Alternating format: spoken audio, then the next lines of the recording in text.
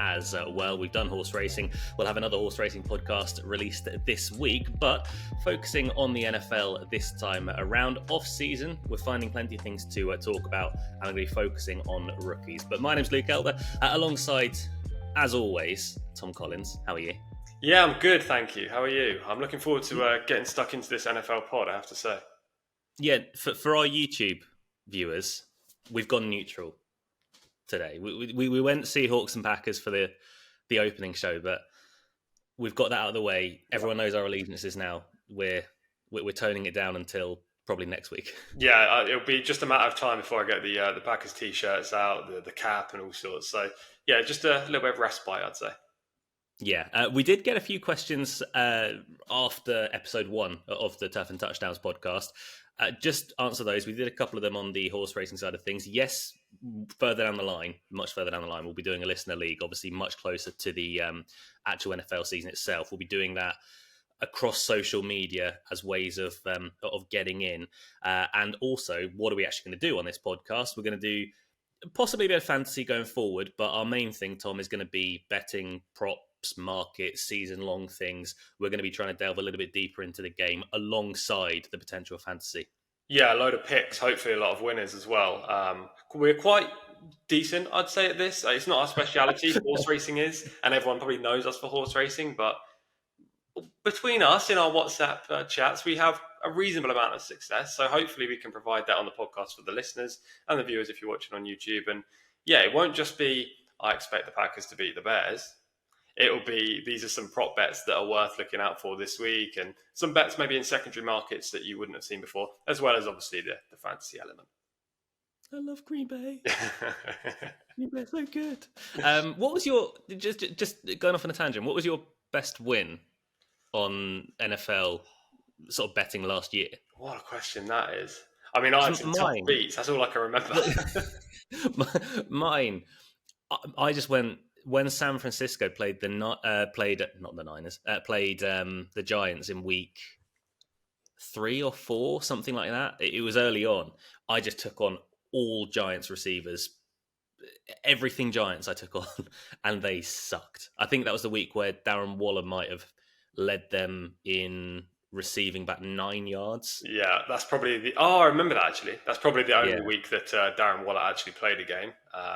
Coming from a heartbroken fantasy. I don't think he's going to this year, because I think, well, he's probably retired. He's not said I'm definitely retired, but he's more than likely out. Yeah, not ideal for my dynasty league, that's for sure. No, that was me. Any idea on your one, or is it just too many winners for you to reconcile? I mean, I had lots of different kind of bets, but there's no like clear standout that, you know, a 5-figure win or anything like that. But I do remember a few years back, quite a number of high-profile ACCAs going in. So hopefully we can repeat it this year. Mm-hmm. I mean, the prop side of things is not usually something. Well, isn't something in history that I've really got involved in. But last year, especially with receiving over/under yards, anytime touchdowns, etc. I just found it a little bit more interesting than betting on the money line. Yeah, for sure. It's a deeper way of getting into the sport. That's what we're going to be looking at. Not on today's episode, that there will be plenty more things we can do further down the line, season-long props et al. But we looked at rookies in episode 1. We're going to take a look at rookies again in episode 2, because we've got a few markets surrounding rookie passing, rookie receiving. We'll start with rookie passing. These are just generic prices. There's a few bookmakers that have priced them up, but the most regular season rookie passing yards, Caleb Williams is around about 11 to 10, so we're talking almost an even money favourite here. JJ McCarthy 11 to 4, 3 to 1 Jayden Daniels, 15 to 2 Bo Nix, 9 to 1 Drake May, Michael Penix 75 to 1. He might be able to lead the league in about 3 years' time, but I don't think it'll be this year. If Kirk Cousins goes down in week 1, possible. But Caleb Williams, 11 to 10. Look, he's the obvious starting point to lead all rookies in the passing game. Can he be beaten outside of injury? No, I don't think so. He's pretty much a shoo-in, in my opinion, in this market. Most rookie throwing yards. I mean, the chances of any of these in behind him, the likes of Drake May, Bo Nix, Michael Penix, the ones right down the bottomish of the market, I'd say is very slim. They just don't have the receiving core. You have obviously JJ McCarthy and Jayden Daniels, who may play every single game this year. I say may because we disagree on this. But Caleb Williams is going to get that week 1 start, providing he stays fit and plays all season long, every single regular season game. Then this is a guy who's just got everything at his mercy. 11 to 10 seems a very fair price, actually. I was anticipating more the 4 to 6 kind of mark. Look, his group of receivers, Keenan Allen, seems to find himself open every single game despite his increasing age. You've got DJ Moore, who's a deep threat as well as a fantastic route runner. Rome Odunze, who this guy is arguably the best route runner coming out of college, Marvin Harrison maybe aside. And then you also have the tight end landing spots of Cole Kmet and Gerald Everett. So it's not like Caleb is lacking in targets. You know, he's got plenty of really good route runners out there for him. It's not going to be a run-heavy offense, despite the fact Caleb's still a rookie.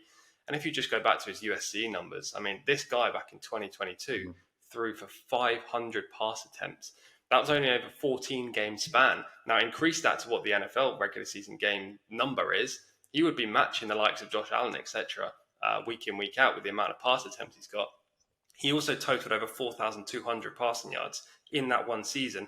You go back through all the other rookie QBs, they've never even got close to 4,200 yards. In fact, most of them haven't even got over 3,000 yards in a season. So I know this isn't college, but he's already proven that he can have a lot of pass attempts in every game. He has that arm strength. He has that stamina, endurance to consistently find his targets. I think 11 to 10 is a great spot, great price, I have to say, in this spot. I agree with you. I agree entirely. Let's play a game. Go on. 5 rookies in history have gone over 4,000 passing yards. Don't ask me who. Andrew Luck is the main one. Obviously, Sure. He's number one. Justin Herbert was very good a few seasons ago. Obviously, CJ Stroud we had last year. Yeah. Cam Newton and Jameis Winston were the other 2 who literally scraped over by like 50 yards. So they're the 5. They're all pretty recent. But I would argue vehemently that no rookie quarterback has ever had a better setup than what Caleb Williams is going into. I mean, I missed until about 3 weeks ago that Gerald Everett was there. I was thinking, tell you what, Cole Kmet could be a steal for fantasy. And then I was looking through things like, when did they sign Gerald Everett? They've signed him with another very good receiving tight end. Yeah. I mean, Gerald Everett could be a tight end 1 on a lot of other teams. He was tight end 1 in Seattle a few seasons ago. Last year, he was tight end 1 in Los Angeles. Now, I know he's not the most consistent in the world. In this team, he's not going to have to do that. He's only going to be good for sort of 2 or 3 catches. But again, it's another dimension. His numbers last year at USC were poor. Well, not poor. They were down. But yeah. USC weren't a very good team last year. They weren't a proper USC team. Their main receiver was the guy that the Chargers took, who I've completely forgotten the name of. But other than that, they had a load of young guys going around that they were building effectively rather than it was going to be a Caleb Williams sort of support unit. I look back on what Chicago did last year. They had 3,421 passing yards. That was between 2 quarterbacks. One of them, Justin Fields, who was hurt for a little bit of it, and also they didn't really support Justin Fields at all. The other one was Tyson Bagent, who will never be a starter ever again in the NFL. He might be a worthy backup, but Tyson Bagent didn't do a bad job, but they've also added so many layers. I think 11 to 10 is a great price. Like I say, the only thing I think that can beat Caleb Williams in this market is Caleb Williams getting hurt. Yeah. You can't factor that into bets Yeah. unless it's someone who just gets injured all the time. But you can't factor that into bets like this. Jayden Daniels, let's lock horns. Because this is the guy that you think is the main danger to Caleb Williams. I think he's too much of a dual threat quarterback player to feature in a market like this. Last year at LSU, he averaged 94 and a half, we'll call it 95 rushing yards per game. He's going to be bringing that into the NFL once again. But he's joining a team that, I wouldn't say they've supported him, but they already had the cast there. They already had Terry McLaurin, Jahan Dotson was already there. They've bought in Austin Eckler. They drafted Luke McCaffrey and Ben Sinnott. How good they're going to be. Ben Sinnott, obviously at tight end, is a guy that plenty are talking about at the moment. But he did improve almost year on year in college, especially as you'd expect when swapping over to LSU. But the Washington team last year, they passed the most times in the NFL, one more time than the Kansas City Chiefs. That was with Sam Howell. I don't think that's relevant in any way because it's a new coaching staff. Everything's going to be done completely differently, and you're not going to be asking Jayden Daniels to throw that many times. I don't think he's got a chance of winning this unless Caleb Williams gets hurt. No, to be fair, the reason I say closest pursuer, this is in our WhatsApp chat prior to actually filming this, was if Caleb Williams gets hurt. I think he's a good thing, and I wouldn't be playing him at all, Jayden Daniels, in this market at the moment. But if Caleb does go down, then you're really looking at the second tier of these rookie QBs in terms of likely throwing yards. And I just don't love any of the others in here. Jayden Daniels at least has plenty of options. I mean, you've already listed them there. Terry McLaurin, Jahan Dotson, Austin Eckler on the dump outs. I mean, this guy's going to be super popular. You've got the tight ends. You have Luke McCaffrey, who's a very good route runner inside with the going to pick up the 4 and 5 yards when you need it. And I just think he's going to rack up a decent number. Now, it shouldn't be anywhere near Caleb Williams, that's for sure. But if you're looking at the other guys, Drake May's got no one to throw to. Bo Nix, I mean, I don't trust Denver at all. JJ McCarthy, we disagree here, but I don't think he'll start week 1. Maybe not even week 2. It's not that I don't think he will. I think he should. Yeah, I mean, sure. Sam Darnold's the other option, but it's not the Minnesota way, though, is it? They like these QBs to sit at least for 2 or 3 games. It's all about slow development with them. But I mean, if you're a Vikings fan, you want JJ to start first week because he's the guy with the future. He's the guy with the talent. I think Sam Darnold might start week 1, maybe week 2, and that immediately takes off, I don't know, maybe around 500, 600 yards from JJ McCarthy's total. Yeah, I 100% agree with that. I think I looked at the prices on who's going to start in week 1, and in Minnesota, I think it was like 4 to 6 for Sam Darnold, so he is heavily favoured to start week 1 for the Vikings. I genuinely think the bet outside of Caleb Williams in this is Michael Penix. I don't disagree. I don't. It's just it's purely a price play. Yeah, the likelihood of him actually topping this market or this sphere in the NFL is very slim. But at the same time, if he does play every single game, barring maybe week 1, if Cousins goes down, then 75 to 1 looks huge, right? Exactly that. If Michael Penix was 8 to 1, no interest at all. But Caleb Williams, Kirk Cousins is a guy that's coming off Achilles tear last year. He's an older guy. Yeah. We don't have any real evidence of quarterbacks like this coming back. Obviously, Aaron Rodgers is doing it exactly the same time. Aaron Rodgers did his far, far earlier in the season than Kirk Cousins. Kirk Cousins was paid a lot of money to come down to Atlanta. He's obviously the guy. He could go into training camp and it could go almost immediately. Michael Penix could get a whole training camp before going out and playing in a good team. You've got Bijan Robinson, who will take a fair few dump-offs, so hopefully they use him right this year. Darnell Mooney's down there, obviously Drake London, Kyle Pitts, I think will have a fantastic season with the new coaching staff. You've got Rondale Moore, who was brought in. It's a very good team, and this is a team who, the over-under for wins on the season, go on, have a guess, because this one surprised me a little bit. 8.5. 9.5. That is a bit surprising. I mean, it's quite high for a team that hasn't really had that much success since the Super Bowl, right? You say that. Last year they were good. And I know they were coached just to run and run and run and run and run. Yeah. Bijan Robinson was good. Yeah. And even then they used him horrifically. Yeah. I think Tyler Algier, I think all season, I've read a stat, like Bijan Robinson had 5 carries inside the 5. Yeah, which is absolutely insane for a running back you're going to take in the top 10. But I think we both agree that Caleb Williams is the pick. If you were to give me £10, I'd have 9 of it on Caleb Williams and £1 on Michael Penix, just because the upside is very much there. I don't expect it to in any way come close to landing. However, he's the only one I think that can beat Caleb Williams.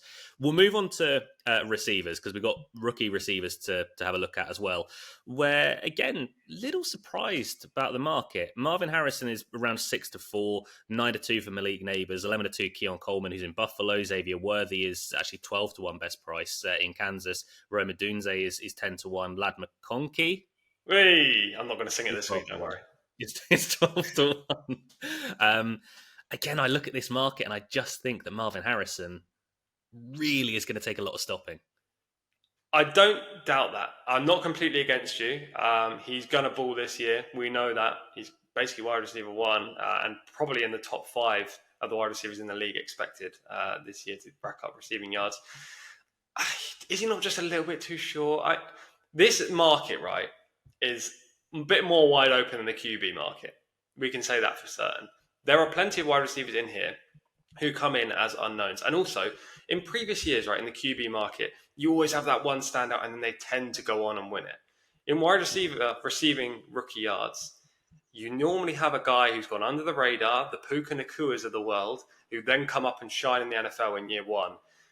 I don't doubt that Marvin Harrison's going to put up a good number, but I don't want to be taking 6-4 that he'll top the other rookies. He could easily rack up over 1,000 yards. I have no question about that. I just narrowly prefer Malik Nabers. I hate that. Go With on. all my heart, I hate that. When you talk about the best receiver in the NFL, best rookie receiver in the NFL, normally they go to an absolute dog dirt team who are rebuilding, and you're going to wait a couple of seasons for them to even remotely come good. That's not Marvin Harrison. Marvin Harrison has gone to a really good setup in Arizona. Arizona were a good team last year with plenty of things going wrong. Coaching staff were very, very new. As much as I hate to say it as a Seahawks fan, I really do worry about Arizona for the next 10 years or so. I think they're building a very good foundation. I like that they built around Kyler Murray as well. He looked very good when coming back sort of from his injury last year. Even before then, Josh Dobbs did a fine job in keeping Arizona afloat. But Marvin Harrison averaged 100 yards per game in 2023 in college. You look back at Arizona last year, Hollywood Brown was the wide receiver one for Arizona. 574 yards season long in 14 games. Now, again, a lot of that was with Josh Dobbs. Trey McBride led the team in receiving at 825 yards. It's a lovely setup to be going into because you are the number one guy. You're ahead of, at the moment, Michael Wilson and Greg Dortch. They would seem to be 2 and 3. Who Michael Wilson looked good as a rookie. Greg Dortch, he's a fine number 3 as well. He's got a good rapport with Kyler Murray. But last year they managed 3,430 passing yards. That's with Kyler Murray playing 8 games. They have to improve on that this year. It has to be better. Marvin Harrison, he will go over 1,000 yards. It's just a case of, for me, how high he can go. Obviously, Puka broke the record last year with 1,486. I don't think there's a Puka Nakua waiting in this rookie class, but if you said that last year, you'd have said the same as well. Malik Nabers, however, just to bring the point all around, I hate his setup. I really, really dislike it.